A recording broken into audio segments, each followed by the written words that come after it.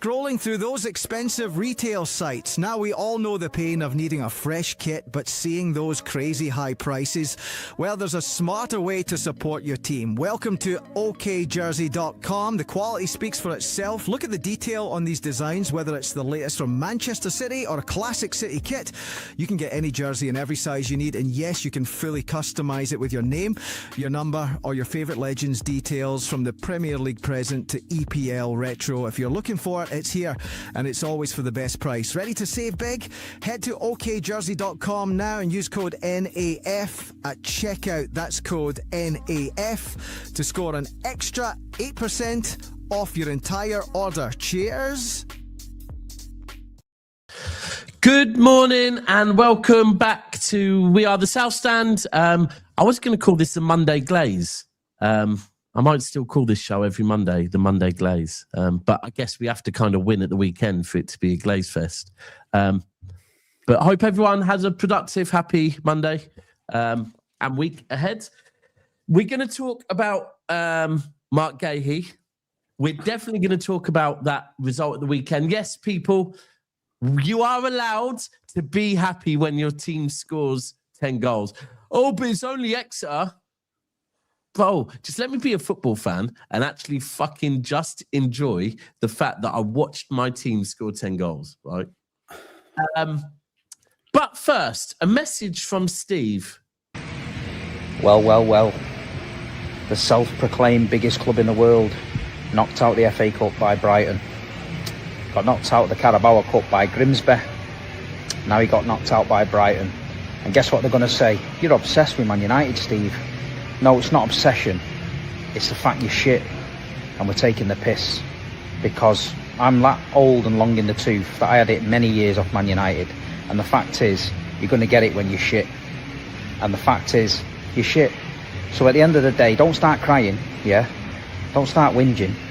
You've got banners in the stands saying Jim can't fix it. You've got Darren Fletcher as your interim manager and you're begging for Ole Gunnar Solskjaer. So instead of telling everyone how big you are, instead of coming out with that shit, hated, adored, never ignored and all that bollocks, start focusing on your club because it's going down the drain rapid, absolutely rapid. It's a shit show over there. You know what I mean? You're the only football club I know that's been protesting for 20 years and not done anything about it, and nothing's fucking changed. You got the game cancelled once against Liverpool and we thought, you know what, they might be serious. But then they signed Ronaldo, threw you lot a bone, and you were queuing up outside the souvenir shop again. So tonight, I'm going to have a little can of Diet Coke and laugh me bollocks off. And we'll see you lot on Saturday, yeah? Up the fucking Blues. Glazers in. What a way to start Derby week. He loves it, doesn't he? Fucking loves it, doesn't he? He is, bro, you can't have banners in the stand when we were kids telling us how many years fucking we've gone without a trophy. And then when we talk about it, you go, oh, you're obsessed with us. No. Because when you were doing everything you did, you were obsessed with us as well. So it's what it is. But yeah, Forest are out, United are out. Anyone else big? Any other Premier League teams come out? Spurs, gone. Spurs went out. Yeah. Palace to Macclesfield. That was crazy on that one. Well, it's mad because you think about it, right? Is 2025/2026 the season that the holders of the two major trophies in England went out with the biggest shit show? Liverpool with the league and fucking Palace with the FA Cup. They were the holders, weren't they? It's fine. Yeah, that one was crazy. Nice because, you know what, they cheated. I know, obviously, they won the game, but that Henderson one, when he handballed it out, that pissed me off. And, you know, looking back now, this is a little bit of justice got handed out a little bit later on, didn't it? So yeah, facts. But yeah, right. Let's start off talking about the Exeter game. In fact, what do you want to do first, lads? Exeter or Guehi? Glaze. Let's Not glaze. forced. Let's glaze. Let's glaze. Well, Pulpy, over to you, Chief Glazer. I mean, when we spoke last week, I did say you're probably one last thing. Glazes in, by the way. Yeah, go on. All the glazes in. I did say you go quite strong, didn't I? You need to take these games serious, and the momentum's there. Oh, you know? yeah. let's start there. In fact, let's start there. When the fucking lineup came out, yeah, I was thinking that only Pep, can be, as a club. Oh, fucking hell, we've got games coming thick and fast, right? And our players are looking tired. So what do you do when you get an FA Cup tie against Exeter? You play a full strength. The thing is, right, it's not the same as it used to be in terms of like players are absolute athletes and animals now. They can play every 3 days. The recovery's there, so it's not like I heard you saying on the show the other day about O'Reilly. Foden and O'Reilly are two of our most played players, and they're looking knackered, sort of stuff. And but they didn't play much, so true. Very true. You can rest the ones that are on red zoning, but so who was rested actually? So Foden, Bernardo technically. Yeah. Do you think he was trying to give him a kick up the arse by starting him, considering the results we've had over the past couple of weeks? Giving who a kick up the arse? Like giving the players because otherwise you would have just rested him. If we'd have picked up 3 points against Sunderland, Chelsea, and Brighton, then we might have gone into this game and rested them. But he was like, "Nah, you lot have got to make a statement now." He's played strong teams before. He's played strong teams before. He always does. I think if you look at it, I think Pulpy might be right. So the players that were rested, Donnarumma was always going to be rested. Donnarumma, we've got Trafford. If Trafford can't get an FA Cup tie against Exeter, he really does need to be loaned out or sold, right? So that was nailed on. But you think about it, we rested O'Reilly. Well, we all know O'Reilly needs a rest, right? And by the way, people, when I say rest, I'm meaning didn't start the game. So we rested O'Reilly. We rested Gonzalez, who you are right. Gonzalez has played a lot of minutes this season. We rested Foden, who has probably played the most minutes this season. Who else? And we rested Bernardo Silva, who has probably played the most games this season. So, and we rested Nunez. And Haaland only played after 5 times. So players are getting rested. I think you're right. I think you're right. And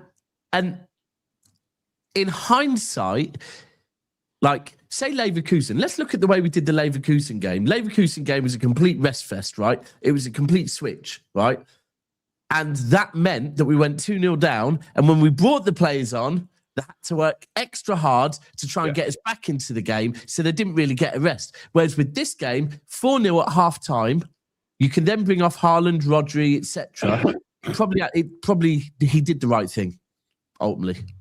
For me. What about you, Louis? Would you agree in hindsight? Well, it was flipping 10-1, wasn't it? And, like you say, we took off some of the big boys at half time. So, I don't know. You can't really argue with it, to be honest. I just think it's a crazy... 10-1 is obviously a mad result. So we must have gone in at half time and just said, listen, we need to smash these lots of pieces. Go and get another 6 goals. You know what I mean? Nah, do you know what I think it was, is you see, like, if you're 4-0 up, in the 4-0 up in the league, right? So you bring on your fringe players. You don't bring on you bring on your players that are rotated in and out regularly, right? Yeah. In those type of instances, you'll be saying, so say you're 4-0 up at halftime, you bring off Haaland, you bring on Marmoush, and you bring on a few others.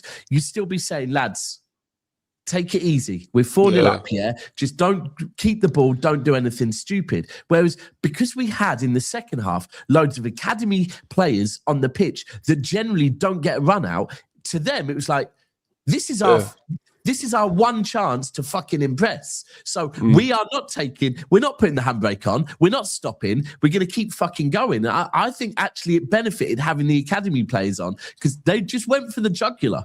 Absolutely. And academy lads do that in their games. They win 6 and 7. They win 8-1 the other day or something. I think that Makeda looks really good. Well, so let's start glazing. Makeda? No, I've got to be the guy that I'll do the anti-glazing and then you can let's be real, right? We're playing against No, come on. They're good players. However, let's not. I've heard comparisons to Lamine Yamal, mate. Come on. You just killed the whole... Lamine Yamal? That is mad. I've not heard that one. I've heard it, mate. I've seen it everywhere. However, look, they're the young kids and, they're doing well. Let's be real. Makedu's not probably going to feature again in the league. He done all right. It is a massive moment for him.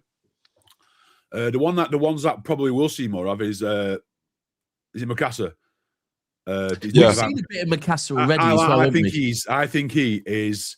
You know, when Foden first came into the team and he was playing like left back and then he played a little bit on the wing, Mikasa can play anywhere, man. He just looks so good on the ball. He just honestly, I like him, and he's physical as well. Yeah, he's like Bernardo, but he's got the modelings of Bernardo, but 6'2". You know what I mean? He's got that. He's just got that composure. And I like him, but you just can't get carried away on the fact that we smashed the League One team 10. Yeah, it is Exeter. You know what I mean? You know, that's what I'm saying. Is just don't go all in. Do you know where my view on that is? Is because I did a video, right, and I was happy in the video. I didn't make one statement. I did not make one. We're back. We're winning the league. Fucking hell, yeah. City. I didn't even. Do you know what I mean? Right. And straight away, there's people in the comments going, "But it's Exeter. But it's Exeter." And it kind of made me think. Right. Football is about being a football fan is about being a football fan. It is not like I saw someone commented saying, "Why can't the big teams just skip the third round and come in a lot later? Because you should never be beating teams 10-1." But here's the thing. Firstly, we've skipped multiple rounds. Yeah, don't think just because it says third round that there's not multiple preliminaries, right? That you skipped already. Yeah, but I just go back to being a kid, and you look forward to playing. The magic of the FA Cup is the lower league teams look forward to a chance to play the bigger teams, get a bit of money, and you know, give it a go. Give it a go. See what up. Yeah, it's a massive day that for them. Yeah, and as a fan of the bigger teams, I remember as a kid, if you drew a lower league team, it's yes, I might see my team bag 5-6 goals. That is the thing. What a rare score, man. Yeah. Yeah, it's something like it's not happened for like 39 years or something like that. And it's mad. I mean, I had a few Arsenal fans. Like I had Hold Tight Catch from the Catch Up, yeah. My boy, yeah, me and him always go back and forth on Twitter, and straight away he sent a screenshot of my video saying Semenyo has landed and said against Exeter. He said, are you really celebrating a 10-1 win? Now, so my mate I was with, who was actually a United fan, we were in the car, asked Siri if Arsenal have ever won a game by a 9-goal lead. Ever. It doesn't matter who against. They have in 1900 against Loughborough. Right, they all used to win back then. That score, didn't they? Winning by 9 goals, yeah, against any team. Man United played a team in the league below us, and they got knocked out. Right, so I'm not saying the league is ours. I'm just saying, do you know what? It was nice to watch my team bag 10 goals. It also being some. I mean, and let's be real. Haaland didn't fucking score one. Yeah, I had a bet on the weekend, right? And the only thing that didn't come on this bet builder was Haaland not scoring. I got all the rest. I got a 7 on it. Yeah, I mean, it to Jay. I was like, look at this, mate. The commentary was a bit mad. I eventually managed to find a stream of it, right? And they were like, I think up until probably about, well, throughout the whole game, they just kept saying, you know, these Exeter players should be so proud, right? And I thought, I'm sorry, yeah, but I'm not having that. They should not be proud. No. Get beat 10-1. Get beat 10-1 by anyone. Yeah, you can't be proud. Even on a Sunday morning, you get waxed by 10. That's going to ruin your day.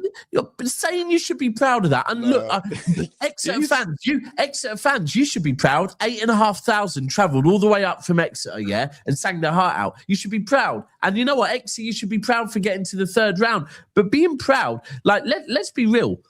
4-0 at half time, yeah, was due to shit defending, right? Absolutely atrocious dross defending. Now, one player I want to ask you two about, because straight away on my video, I had a few comments, seen it on Twitter. Bernardo Silva somehow was still getting criticised on Saturday. Scapegoat FC, I'm telling you. There was things saying like, this is what happens when you don't play Bernardo Silva. Oh my days. Now let's deep this. Let's deep this, right? We scored 10 goals, right? Bernardo Silva came on for pretty much the whole of the second half, right? Majority. Yeah. So we scored 4 goals in the first half, sorry. We scored 6 in the second half. So even the statement, this is what happens when you don't play Bernardo Silva, is non-factual. Because I can't be doing with this narrative about Bernardo anymore. Like, his legs have gone a bit, he's not what he used to be. He might have, he's regressed a little bit. Let's stop this narrative that he's like one of the worst players in the Premier League, and he's like, and he's ruining the season for us. It's bullshit. It is. I saw the thing about Savio as well, mate. I saw people rinsing Savio, saying this is what happens when you don't play Savio. I'm like, mate, you're telling me if Savio would have played yesterday or on Saturday, he wouldn't have been involved in any of that. I mean, he wouldn't have scored that Semenyo one. You can't sit there and say he wouldn't have had a good gig. No, he would have. No, he would have got assists. It's using one player to batter one player to emphasise the point. It's like Rico Lewis, right? We've said in Premier League games that Rico Lewis might not be physical enough, and he gets nullified easily because of his size and whatever. But stick him in the game against Exeter, and he does really well, and he absolutely shines. So on that, Louis, everyone. We all know he's not a defender. We just know he's not. He's never been a defender. He never will. Look what happened. Look what I saw the player is when you put him further up the pitch, which is natural thing is to be an attacking. I'm bored of that goal from Semenyo. Where he crossed in 5 seconds. Look at him pointing. Put it in that 6-yard box, and he did. He got there and he scored. That's not a defender. That's an attacking. It's not goal. Let's do some glazing here. I've made myself very clear on Rico Lewis. And when people say, oh, Daps, what's your beef with Rico Lewis? I'm like, you're not listening to me. My beef is with Rico Lewis being played as a defender, right? That's where it ends, right? Now, the thing with Rico Lewis is there's nothing more I can learn about Rico Lewis apart, right? Because if you go back to Rico Lewis's first couple of performances for Manchester City, he was playing right back, but he was inverting and sitting next to Rodri. It was home games against teams where we had a lot of the ball, and he was quality. Why? Because on paper he was starting at right back, but he was a midfielder alongside Rodri, right? Yeah. We fast forward 4 years on, right? He starts on paper on right back, but again, he spent the whole game in basically an 8 role. And I do understand why Pep keeps him, because he gets the City way of playing football, Like, he finds Haaland quickly. Yeah, he's one of them. Yeah. He reminds me of Bernardo a bit in terms of that, of what, like how easily he gets the system and knows what his job is. Yeah. And capped him for about 25 minutes as well, wasn't he? Which was nice to see. 21 years old, 2 goals. The second one was lovely as well. Great finish. Yeah, they're the ones that usually just smash them out of stadium, don't they? But he just well. Really good finish. Now, so I think Rico Lewis, he's an easy target, mate. He's an easy target because he's played bad in defence. That's all it is. This fan base, a lot of them are online and they knew a lot.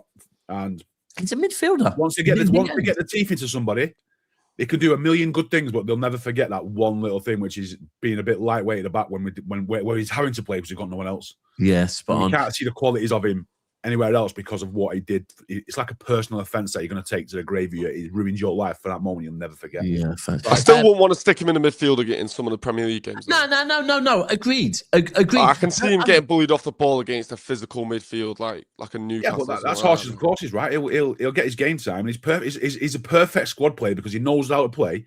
Pep trusts him. He knows how to do the build-up, and he's got a goal in him, man. He's good in that final third. He is.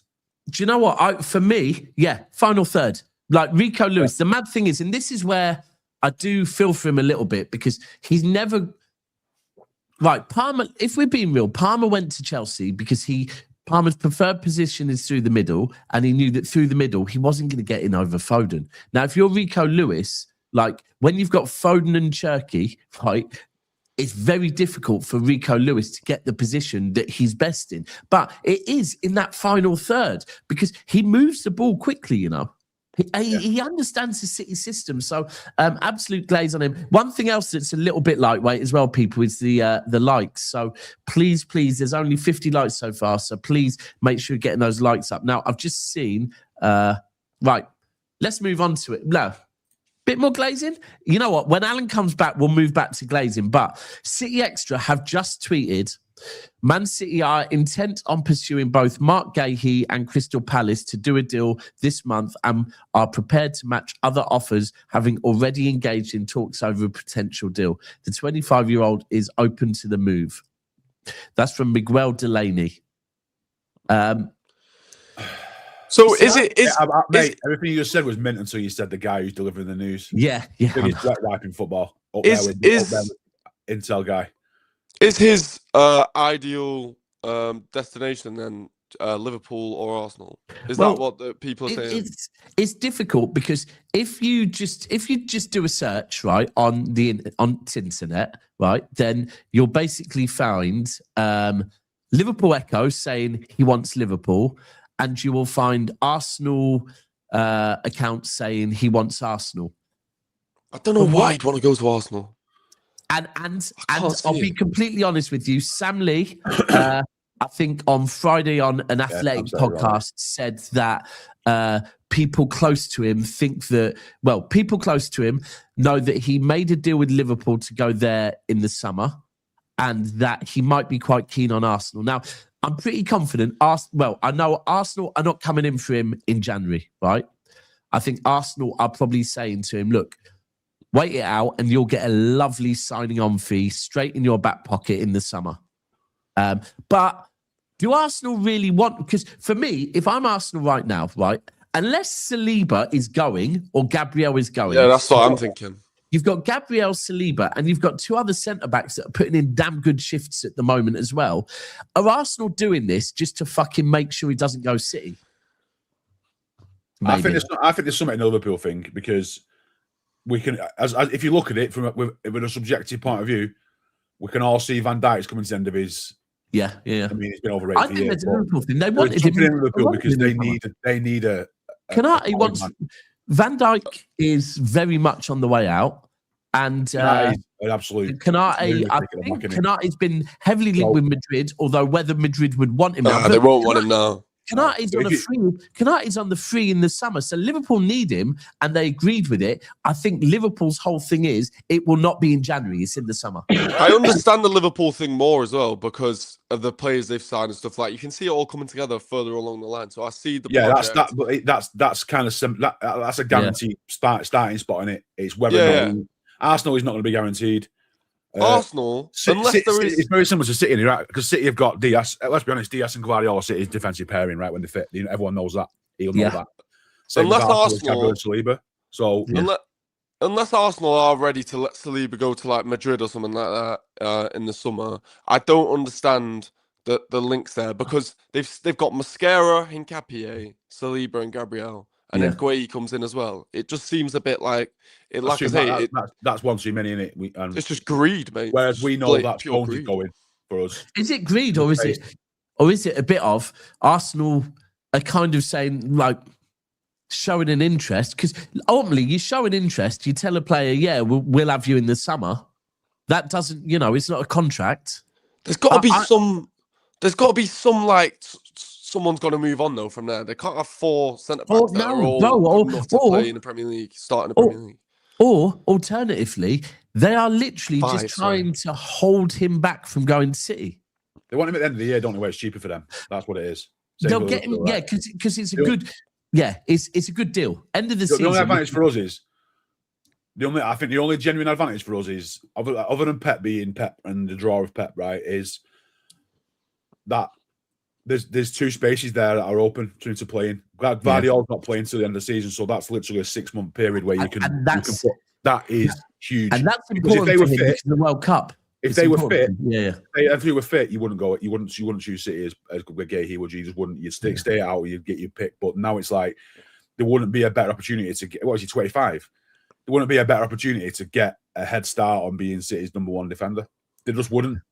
Because you're going to have you have 5 months to play alongside Diaz, So it's like... Let's just look at this. So Martin has said the signing on bonus was a sticking point for City as his agent's trying to get the best of both worlds. But City won't pay a massive bonus plus a transfer fee. Now, at the end of the day, I hear that. And that's where we are. Like I've said this, and let's remove City from this. I've been saying this all season, right? If you are Marc Guehi, you know right now that if you stay at Crystal Palace, you're nailed on for your World Cup spot, right? You then potentially, because I think we would all expect England go quite far in the World Cup, right? And we would also probably expect that Marc Guehi is a starter. He's going to start. A starter, right? Yeah. So if he plays the World Cup, right, his signing on fee as a free agent goes up even more through the summer. So that's why I don't think it does mad, mate. Let's be real. It's not. No, let's not. He's not world class centre back. He's not. But he's on the market. But let's be real, right? Man City just bartered and negotiated to save 2.5 million off of Semenyo, right? So I do believe that his signing on fee could go up by about 2 million by playing in a World Cup and being a significant part of a team that potentially goes further in a World Cup. And City do obviously care. Now, the problem is, if I'm Guehi, I'm wanting, at very least, I'm wanting the signing on fee I would get in the summer now. So let's say the signing on fee is 7 million, right? I'd want that now. Right now. If you want me now, I want it now. Honestly, I generally don't think it comes down to money for something like this. This is one of those accelerated transfers that we've done a few of. Laporte was one. Diaz was one. You know, you bring in players. You just said a name there. What? Did you say the name there? Did you see he was at the game on Saturday? I did, mate. Yeah. Who, Laporte? Yeah. Did anyone kind of have a light bulb moment when they saw Laporte? Was he? I didn't even see that. He was working for City. He was working for City commentating. But anyone get a light bulb moment? Well, it's there. The thing is, though, loan him. If you're a player, if you're a player in your Premier League and you've been around for what is he, 25? So we've been watching the Premier League for 15 years. You see things, you know things, you understand that Laporte's going to sit in, and look what he's going to win, and Diaz come in at the right time, and the evidence is there. You can see Laporte came in January before, bro. That's what I mean. He coming in January and at the ground running, and look what he won. You know what I mean? So if you're under Pep Guardiola as well. Bro, you have to look at things. Send for fucking Eric. Bring him back. If Pep Guardiola's calling, you can't say no. How are you saying no to Pep Guardiola and saying, yeah, you know what, I want Mikel Arteta? Like, no. But at the end of the day, Louis, right? If it comes down to it and he chooses somebody else, then he's for me, he's took the easy option in going to Liverpool because he'd probably be on less money at Liverpool, let's be real. And he's gone there because he knows he's going to be guaranteed football. Now, is there a desire there to win trophies at Liverpool? They're probably not going to win a lot, are they? They've dropped off a bit. Slot's probably not going to last it out. You know, Salah's going to go, Van Dijk's going to go, so they're not going to be as strong as they used to be. So that heyday and glory days of Liverpool is over now, right? You got Arsenal, you've got best centre-back pairing in the league there, and two backups that are on form, so you're not exactly going to break into that. And yeah, you might stay in London and get a big bit of bunts, but you're not. What's there to be won with that? Everyone knows Arteta's a bell end. So the football project, which everyone likes, is City. Look at Semenyo. He's just gone, you know what, I'm having a bit of that. And players see this and players know this and think, you know what, that is. Well, what's happened in 10 years? Look at the guys that he'll be in England with and he's seen with, and you've got to say, how can you turn that down? How can you? Also, he's got to back him. How can you? He's got to back himself to look at where Arsenal are and look at where City are and think, I can come in here and turn it around and win a Premier League here. Because you already look at the prestige of City and what we've done before. He's got to back himself to come in and do it. Yeah, I feel like that was Rice's reason. One of Rice's reasons to go to Arsenal was the fact that at the time, if he went to City, does he make a difference? Now, at the time, now in hindsight, if we had Rice, would he be making a difference? Yeah, probably. But 100%. Back then, off the back of us winning a treble, what could Rice come in and do that would do nothing? And I do think if you're Guehi at the moment, you're not looking at the Arsenal defence going, yeah, I can make that defence better. Whereas you would go, do you know what? I could be the difference in City. I hear that. So, boys, could we loan back Laporte? No, come on. Why not? No. Mate, he's been playing in the Farmers League. Come on. And now he's not there anymore, is he? But is he now? He's on somewhere else. I'm being a bit sentimental, enough. Yeah, you are, mate. No, I think he's still a quality centre back, though. Like, yeah, but he was. Let's be real. when players leave City, it's usually because they're not at that level anymore, and he wasn't at that level anymore. He just wasn't. I always He was liked still a him. very good level, but he I wasn't. liked At our him. level. Yeah, but we're not going to loan him back. back now. That is a bit mad. That is a bit mad. Yeah, I hear it. I hear it. All right. That's your sentimental. Sentimental. When I saw him, I just thought, is he the answer to the question? But for anyone that sees this name's a bit in the know. Let's just put it that way. City looking at other centre-back options. Now, one of the names, I don't know if any of you two know anything about this. Is it the Dortmund lad? Creswell? Creswell, innit? At Toulouse. Yeah, do you know much on him? Not really. Can't say I'm not particularly enthralled by French football, if I'm honest with you. Yeah, I feel like Premier League proven, but, you're going to have to pay over the odds for Premier League proven at this point. What about this Schlotterbeck? Nico Schlotterbeck. Yeah, he's Have you heard about this guy? Yeah, he's good. He's quality. The only thing is with right. Correct me if I'm wrong, and Jay, you might be able to help me with this. Right, I'm pretty certain. Are we not maxed out for homegrown at the moment? I thought there was one spot, right? Is there one spot? From what I've read, I'm sure what Nobbin said, there was one available homegrown. Right. Okay. So we could potentially bring him in then. But I've heard that John Stones was going to drop out of that. I've heard. Really? I've seen things about John Stones since they're dropping out of the homegrown thing. All right, let's have a look. Schlotterbeck, you're looking at see straight away. You're looking at around 50 million. So I don't think City are going to be chucking 50 million at anybody in January. Hopefully, if Crystal Palace want 35 million, and let's say, I don't know what a signing on fee. Let me just have a quick look at what a signing on fee. Signing on fee. See, I think Semenyo's going to be not. He's also called Nico, which could get a bit confusing with three Nicos inside. That would be mad confusing, wouldn't it? I reckon a decent sign on fee for Guehi would be 15, 20 million. Right. Okay. So we're looking at basically Schlotterbeck would cost about 50, 55. Guehi will cost about 50, 55 then. Yeah. So you'd go through. So the advantage of Guehi is he's homegrown. He's also homegrown, Premier League experience. Yeah. So I've heard a lot of good things about this Schlotterbeck though. Oh, he's good. He's good. People are saying he wants Madrid or Madrid buying Barcelona. But either way, ultimately, if the issue with Guehi is the cost, then we're not going to be going in for Schlotterbeck because the cost is going to be the same. So what is it? What is it with the cost then? City are not prepared to pay the money, or do we not? Well, I actually heard City at the moment balancing the books, mate. We've spent a lot of money recently, and it's kind of Well, last January as well. I think the other thing is that you have to remember, right? And you know what? Slot said something about Liverpool, and Liverpool signing Leone in the summer, and therefore, when you spend X amount, it isn't just. I know it comes over a certain period of time, but City will have future plans, right? Like if City were to spend shitloads in January, that will then mean they will have less to spend in the summer. Now, if City are targeting Anderson in the summer, right? Yep, and a right back.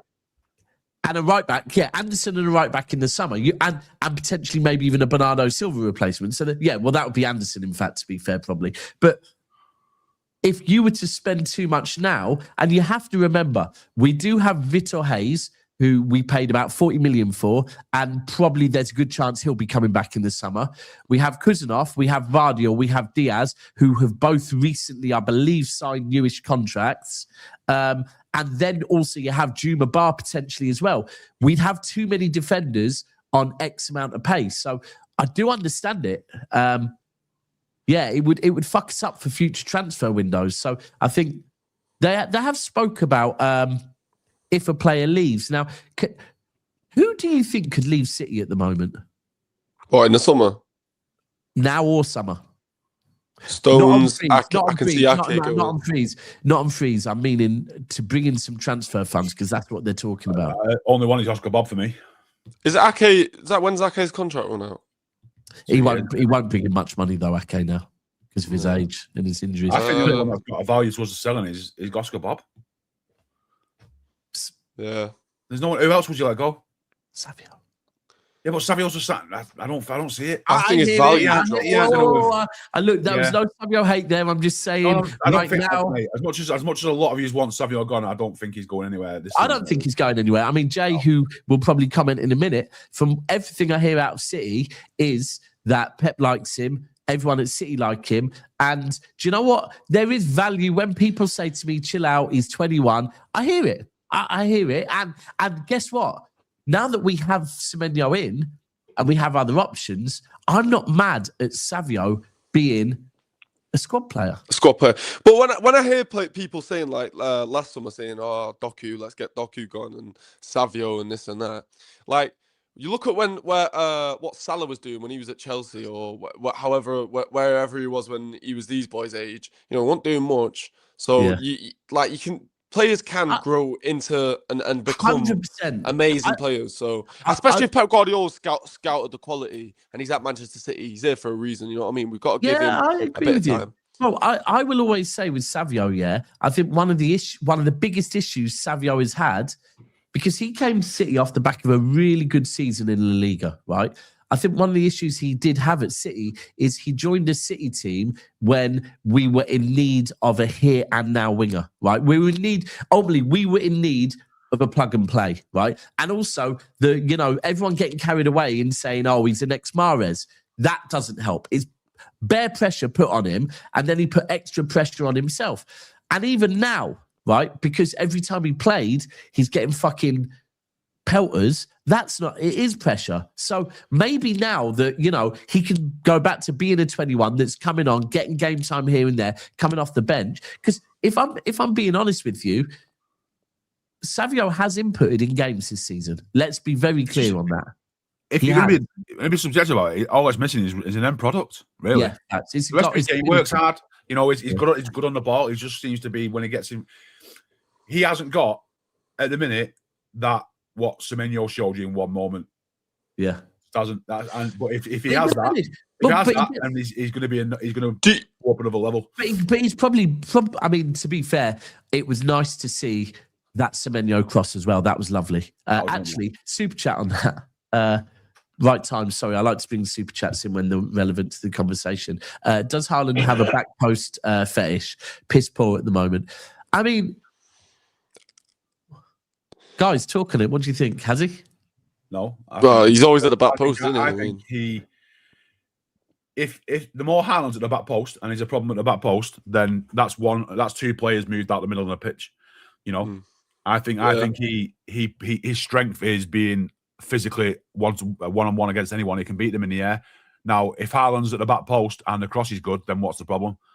The issue is the crosses are shit and they go nowhere near him, which then makes him look like he's wasting his time.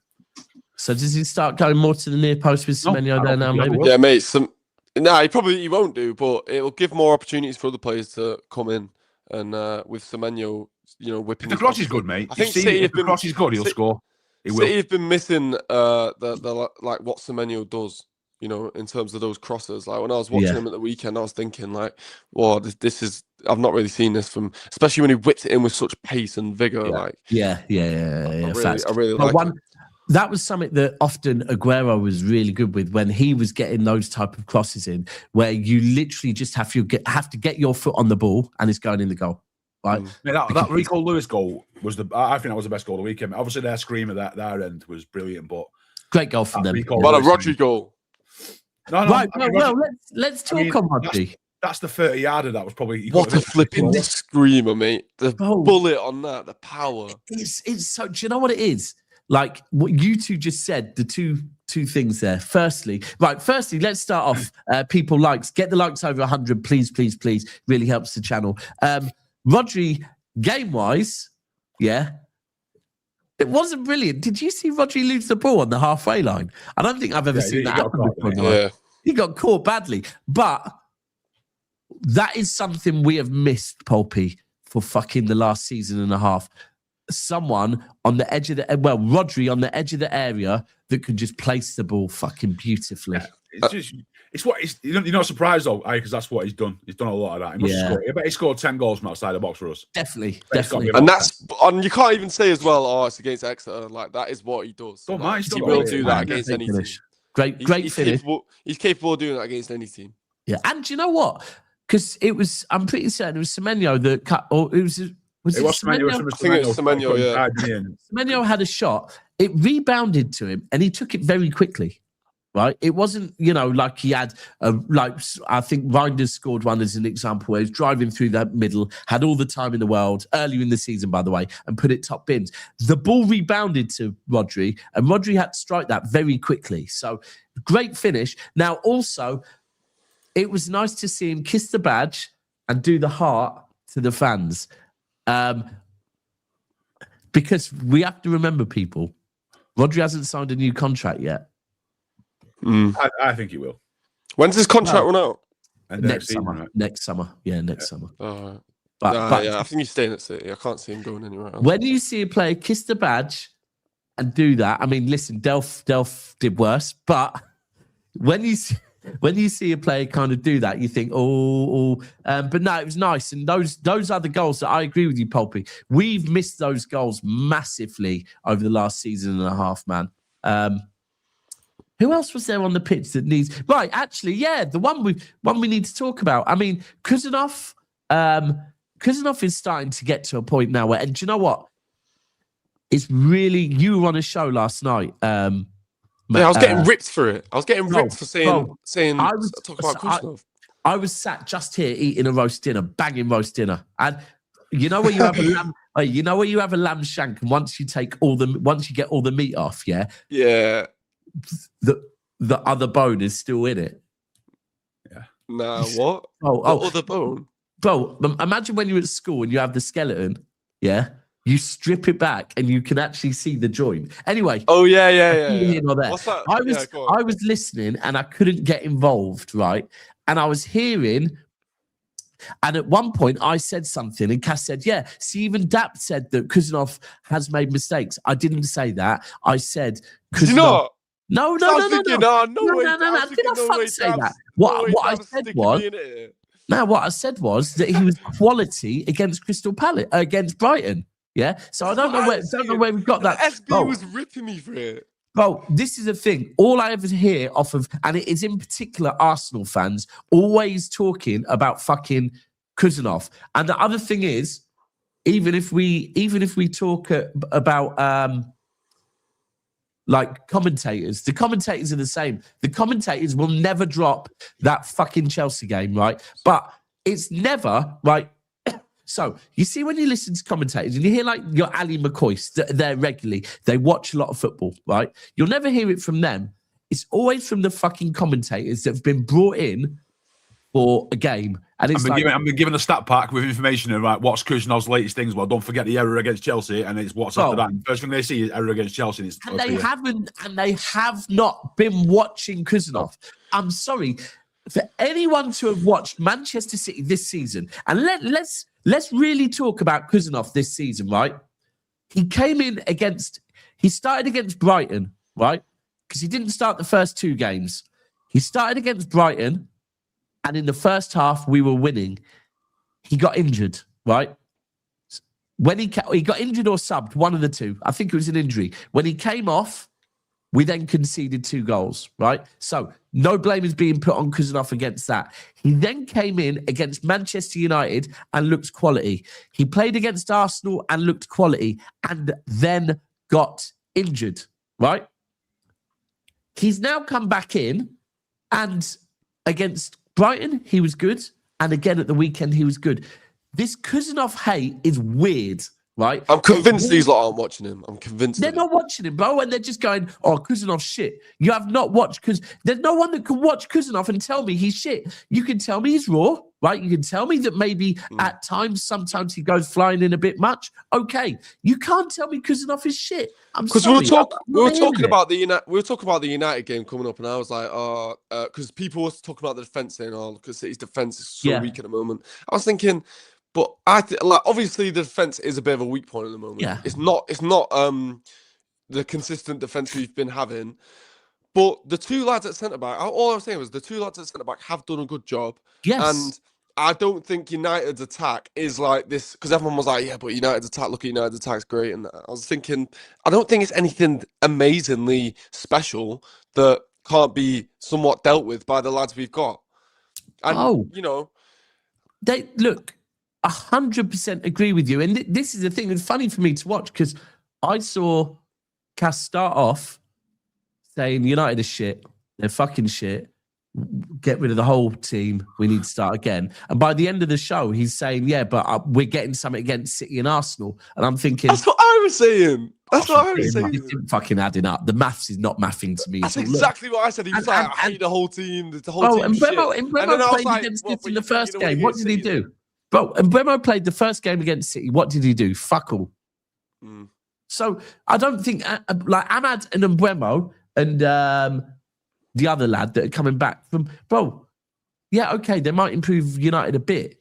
But the point where we have to remember, this is a City team that is second, and that, when's the last time we lost? Newcastle? Right, it's 12 games, isn't it?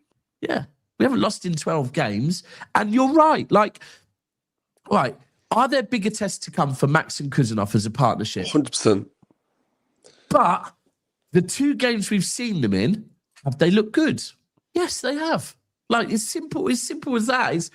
And yeah, I don't know. The Kuzanov hate seems weird to me. But Max, look, he got his goal. I really like him. I really like him.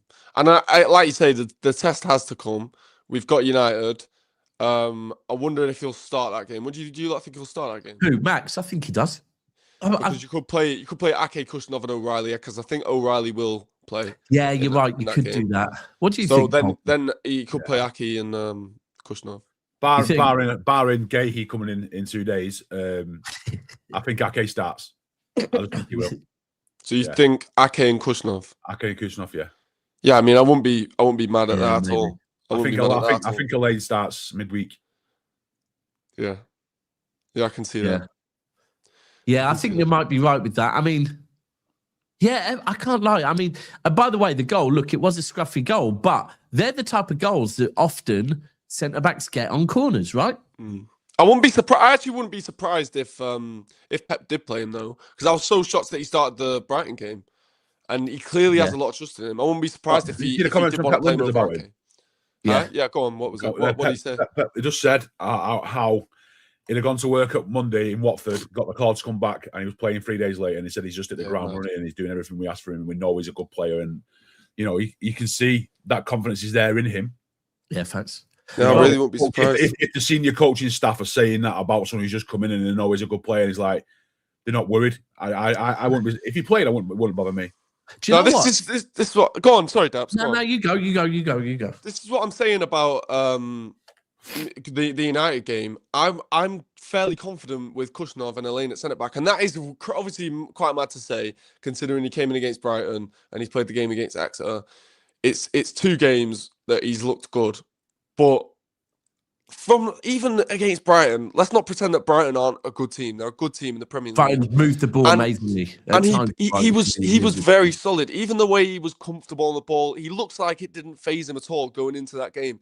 And I feel like with football, especially in the Premier League, a lot of that being chucked in there, you could have all the quality in the world, but being chucked in a Premier League game, after a couple of days, it's your mental that has to be on point there. And I feel like that didn't let him down at all, and that's why I feel confident in him. Like you can see in his demeanour, everything, he looks so composed, and that's why I'd be confident with him going in against the United. Well, I prefer Diaz and Gvardiol, obviously, but do you know what? For the options we've got, I wouldn't mind him. You just echoed Pep's words from his press conference the other day, where he was talking about academy players, and he was saying in England, you've got academy players. City have got them, Arsenal have got them, Liverpool have got them, United have got them.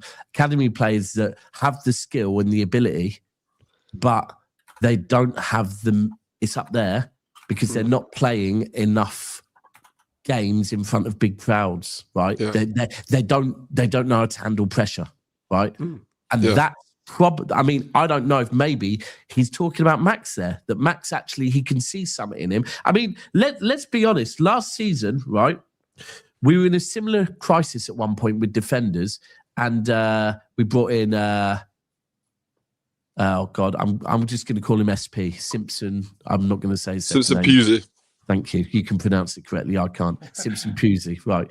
So we brought him in. Now we actually could have recalled him, right? Because when Vardial got injured, I don't believe Simpson Puzzi had agreed to be loaned out to where he's just gone. But Pep chose Max over him. And that tells you something, right? That he's going, nah, this lad. And someone else made a point. It might have been you, maybe, Pulpy. He's been playing in the Championship, which is a very physical league. Yeah. It's been from when he got took back from Watford, a lot of the Watford posts, the fans and stuff, you know, when algorithms are like, I like one post and the next minute it's full of them and all saying like, Elaine's a proper player. You know, we got to go and we understanding that and we'd love him back and that sort of stuff. And he's been our best player. And a lot of them saying he's future captain of the club sort of material and he can play for England sort of stuff. So if they're seeing him every week, and bearing in mind, right, Watford have a high turnover players and managers. And if the fans are saying that about, they do, you know, they do. They see it, right. They're watching it every week, and if they're saying that, and they have been in a Premier League team for a long time, up and down Watford, so they know. Yeah. So if they're saying that, then fair play to him. My real dad's team, Pulpy, Watford. Whose? My real dad, not my stepdad that raised me. Yeah, he was. He's not no more. He's passed away. Rest in peace. But yeah, he was Watford. That's why. Apparently, the first game of football I ever went to see was at Vicarage Road. Apparently, really. And Tony Coton was, I was like 2 because I moved up north when I was 3. And Tony Coton played for him, who ended up playing for us. So this comment, just worth people, when you talk on Ake, I think this is worth putting out there. Read into it as much as you want. Ake playing through pain for this club. And it does make sense, doesn't it? Because ultimately, we've got players that literally can't play. Ake is probably, I would imagine, doing the Laporte thing and injecting himself to play games. So, right, Newcastle. We have Newcastle next. Just trying to think if there's anyone else that needs glazing from the weekend. Max, we've done Max. Trafford didn't have much to do, so I don't think there's much. I know if Alan was it, people, by the way, Alan isn't going to join us. He's out having a meal. He thought he was going to be back in time, but he isn't. Oh, and his internet's down as well. He's got back, his internet's down. He would be glazing James Trafford somehow with this performance. I don't feel we can really glaze him. Semenyo, actually, we haven't spoke on Semenyo. No, not too much. I think, do you know what? One thing I want to say on Semenyo that I've found refreshing. Everything about his move I have found refreshing. The way that City and Bournemouth did business was refreshing, right? The way that Semenyo scored a goal on his birthday with pretty much the last kick of the game to win them a game, that was nice. Also, the fact that he took out a 4-page article in the local paper to thank all the fans. You don't hear about that being done enough anymore. It used to be done a lot more, I feel. But also, do you know what I really liked seeing, was his arrival at Manchester City. It was nice to see. He just looks like someone that ultimately that feels blessed to be where he is, Because you've got to remember, this guy has, there we go, humble lad. This guy, has had to work his arse off, He's been down in lower leagues, right? He's 26. He's now getting the move. And it was nice to see. I think he was there with, I don't know if it was his mate or his brother and his missus, right? And one of the first things he did was get a selfie with Erling Haaland. Which, bro, I would as well. So it's kind of nice to see that. But as the performance, do you know what I really liked? The direct passes into the box. And I don't just mean crosses. He was fizzing passes into players in the box. And I like that as well. Pulpy, are your concerns still there? Obviously, the Exeter game is against Exeter and all this. But are you still thinking, because I think last time we were on stream, you were saying that you don't think he can come into the starting lineup straight away and he might be drip-fed in. Do you still think that he'll be drip-fed in, or do you think he'll get thrown straight in? I think he'll play now. I think he should start on the right because we haven't got anyone else to play there, really. It's him and Shirky, right, really, or Bernardo.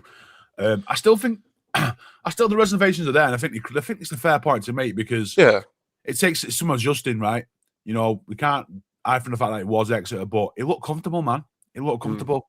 You know, he had 1 day's training. Yeah, you know, and I think even one day. I think even just the qualities he has as well that we can look at in terms of his player profile, like how big he is and his pace and his power.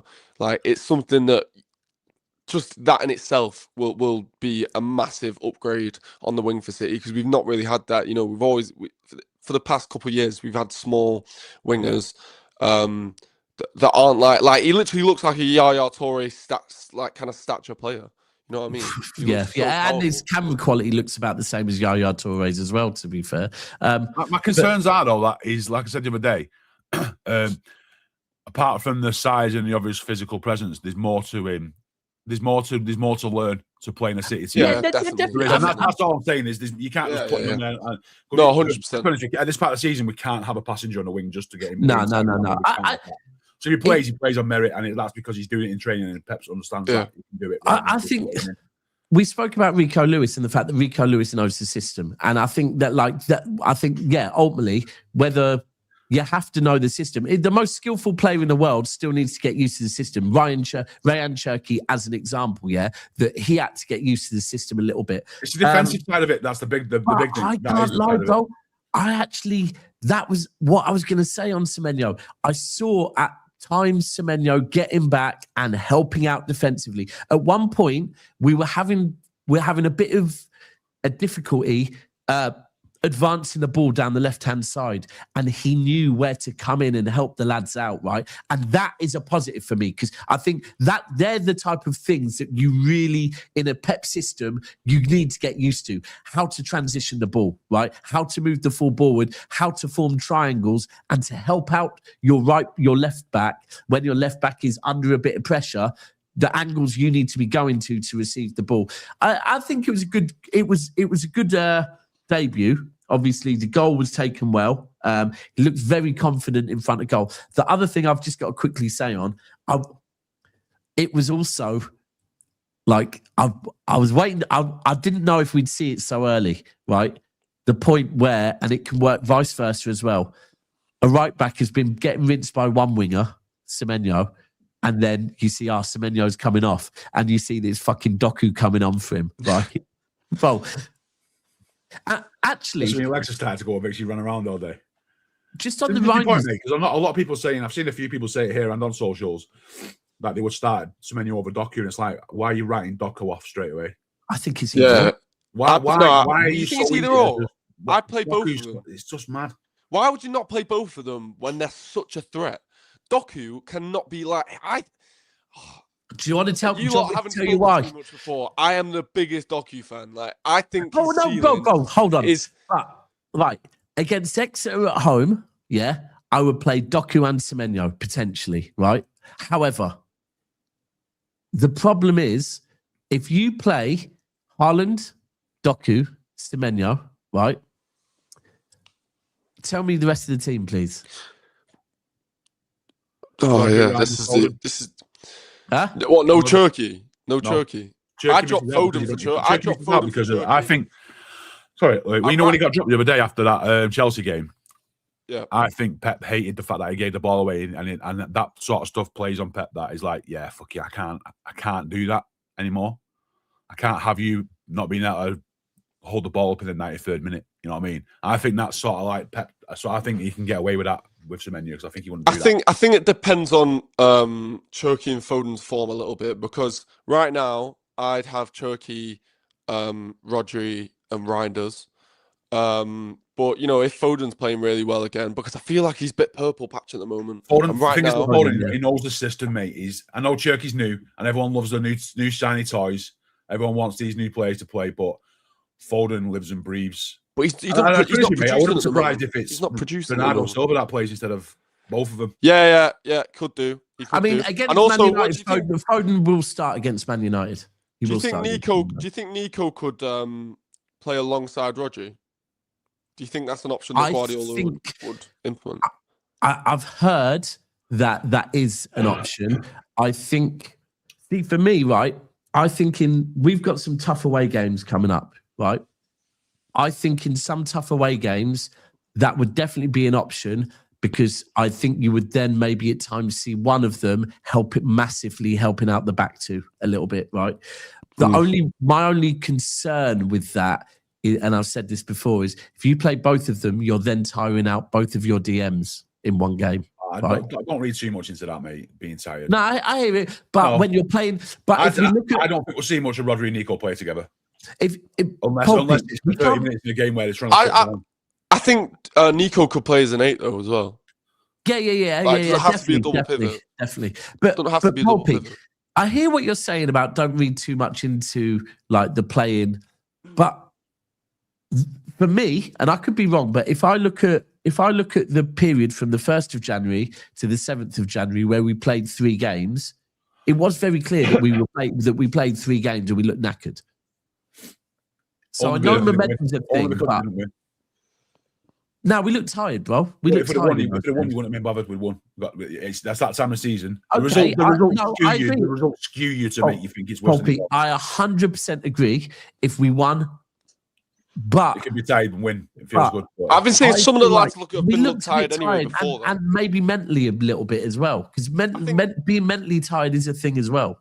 I think Nico O'Reilly's looked a bit knackered even before the draws. Yeah. I think there's games I think it might have been against Palace and maybe Forest. I might have got him too wrong. But I definitely saw him in both of those games or a couple of games, and I was thinking he looks a bit off it at the moment. Yeah. I don't know whether that is because he's being overplayed. Well, right, we're going to do lots more shows. Hopefully have you both on later in the week to talk about the derby. I've got one last question for you both. And it's back to the Marc Guehi thing. So just for people out there, just to set the scene quickly, people. Marc Guehi, City, Arsenal, Liverpool, all interested. City want him now. Liverpool wanted him in the summer and he made a bit of a gentleman's agreement with them, I believe.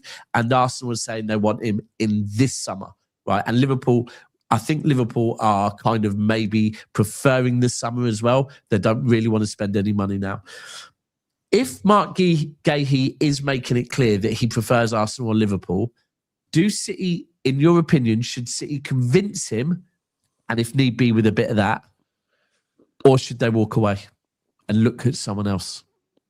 I think we should get him, or I think we should go for him. It depends who the other options are, though, I think. But I think it's difficult. It's so difficult to pass up on someone like Marc Guehi with the England setup, how much of a leader he is. It's not just what he brings in terms of performance. It's what I think he'll bring to the side.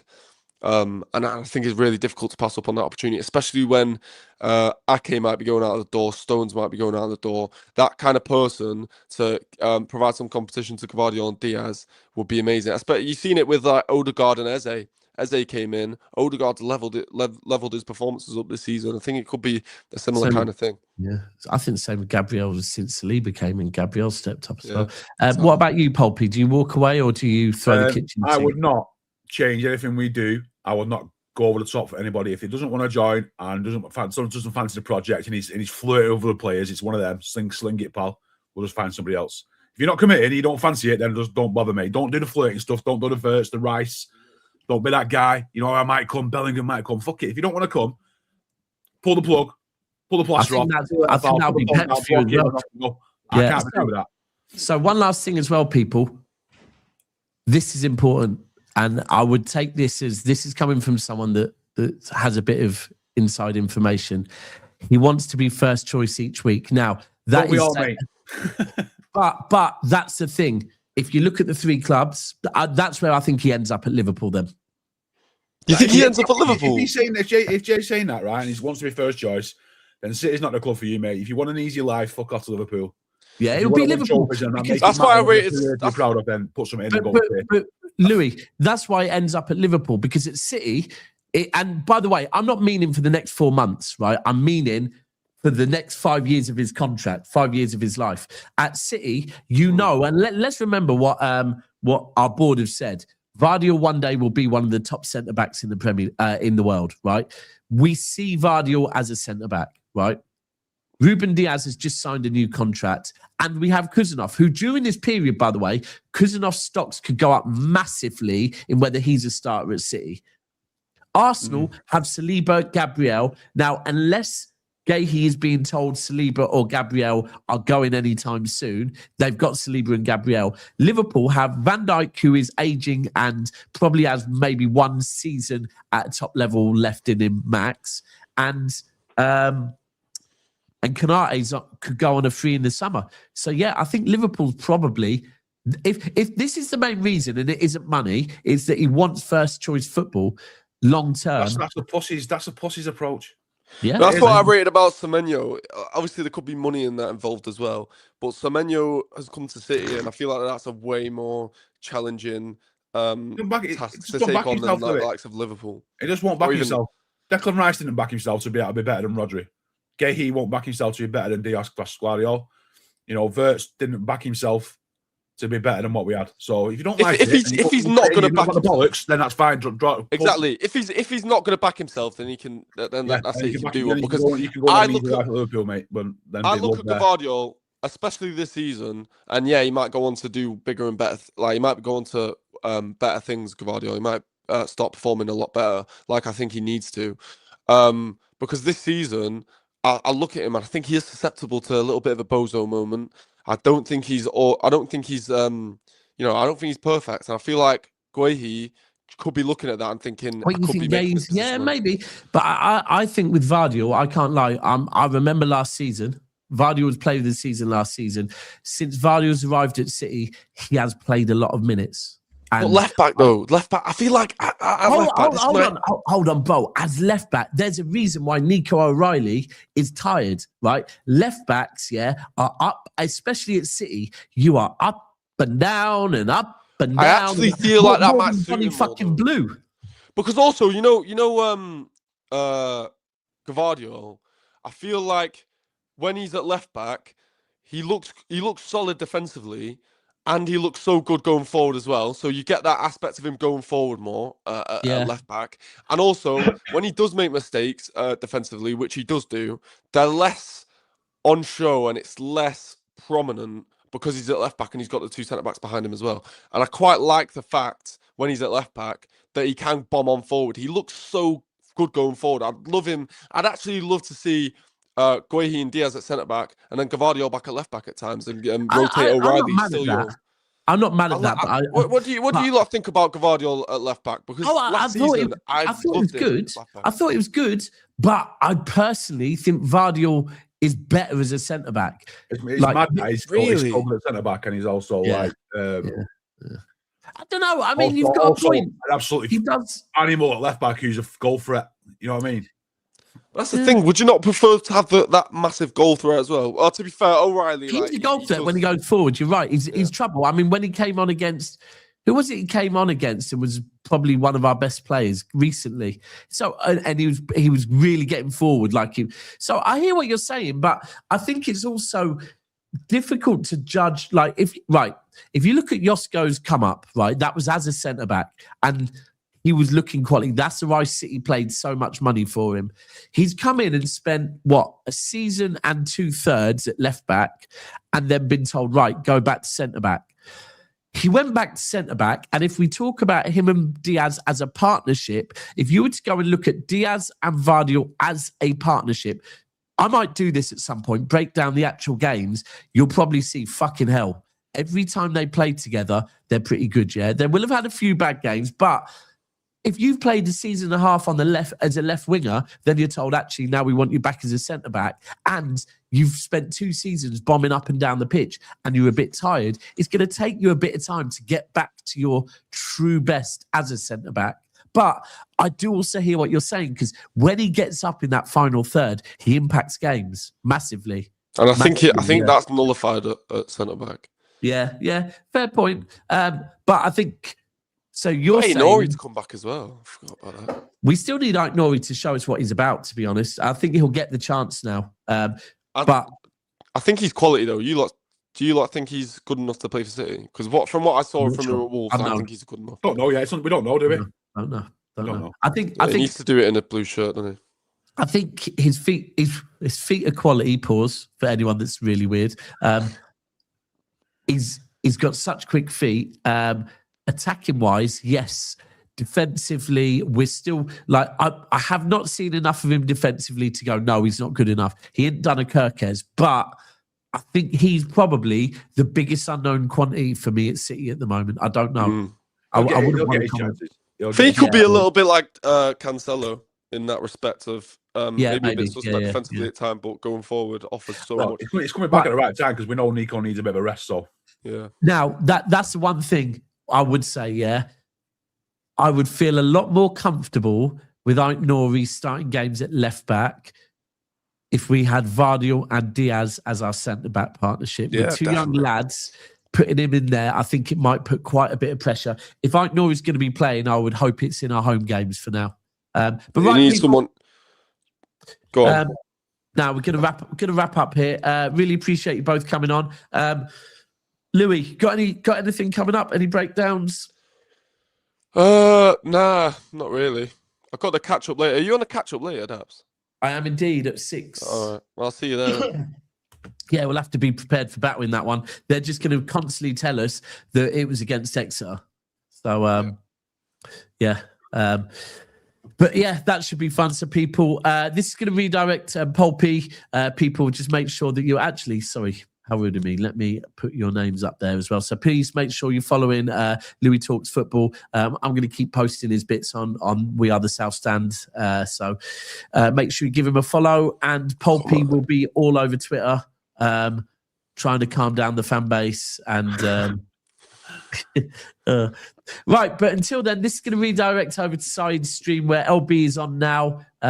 Probably also being told not to celebrate because it was only against Exeter.